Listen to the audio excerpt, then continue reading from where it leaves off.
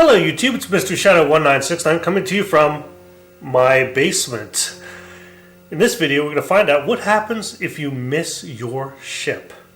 I know nobody ever thinks about it, but it does happen. First things first, get a passport. Get a real passport, a passport book. Not a passport card. You want the real book. And check the expiration date. Most places will not allow a passport if it's within 6 months of its expiration date. So check on that date. That's very important. Now everybody says, it won't be me. I won't be the guy who misses the ship. But every single person who's missed the ship said the exact same thing. But my passport is safely locked in the safe in my stateroom.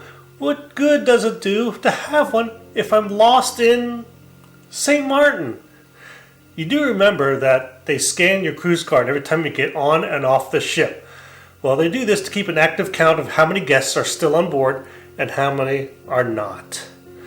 When it's time to depart from a port, they know if there are guests that are not on board, the captain ultimately has the last word.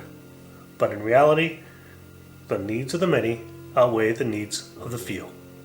Right before they pull the gangway from the ship, ship security will actually enter your stateroom, unlock your safe, get your passport, and bring it to shore.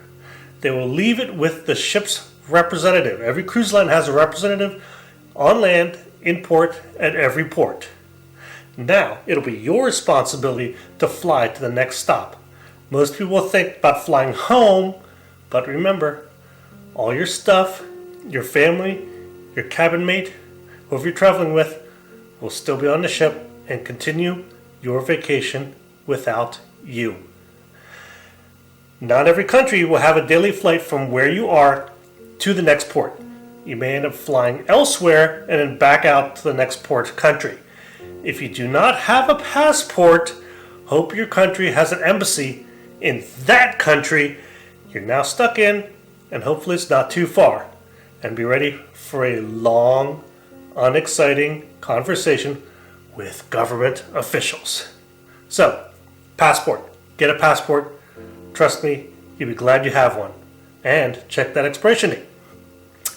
Here's another situation. You've booked airfare with the cruise line's air program. They say they will guarantee you on the ship. Now, this is sort of misleading. Yeah, they will do everything they can to get you on your ship. The problem is, what if it takes the ship 2, 3, or more days to reach the first port? Or worse yet, what if it's a crossing, a transatlantic, or a transpacific? You may be missing out on a week or more of that cruise before the first port. And what about hotels? That's your responsibility, not theirs. Yeah, you may be spending a lot of time in hotels waiting for that ship to catch up to you. Oh, so here's another thing. Be smart. Fly to the embarkation port at least a day ahead of time. I mean, there can be major construction. There can be a huge wreck on the highway on your way to the airport. Plus, airlines a lot of times will have delays or worse yet, cancellations. Completely out of your control, but it happens. Give yourself at least a day. That way you kind of got that nice buffer, before your ship leaves. Most of the departure port cities are big and interesting places. Lots of things to see and do. So, get there early. Check it out. See some new sights. Learn something new? Or at least find this video a tiny bit interesting? Give it a thumbs up. It doesn't cost you a thing, but it means the world to me. And if you haven't already, subscribe! This way you won't miss any more of these interesting cruise videos. Thank you for watching. Have a great day. Enjoy your cruise, and I'll see you on board.